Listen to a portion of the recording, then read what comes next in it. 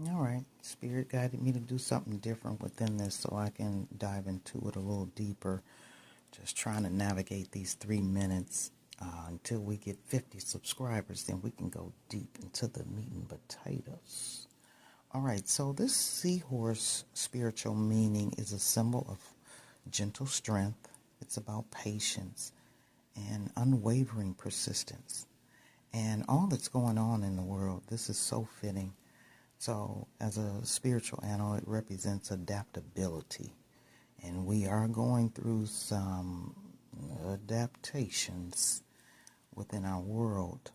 And it's also about emotional intelligence, balancing your emotions in spite of what is going on, all the noise, okay?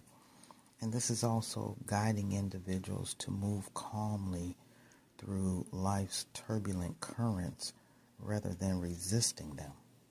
So, they embody protection and contentment and the ability to find unique perspectives. So, they might be weak swimmers, but they have the persistence to move forward. Okay? And, all right. Well, let me get the tea. Let's see what else is going on. I had to cut the volume down. That was a little loud in your ear.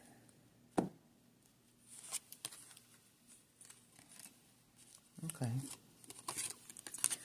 So we have November and we've got Wishbone. And, wishbones are a wish that is granted within your patience and persistence.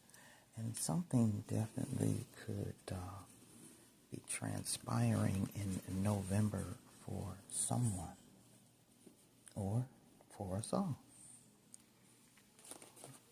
All right. Spirit, give us some more messages quickly. We're running out of time. Oh, yeah.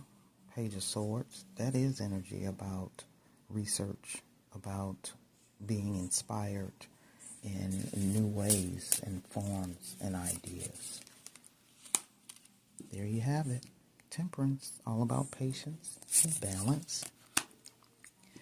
And it might be hard to work on.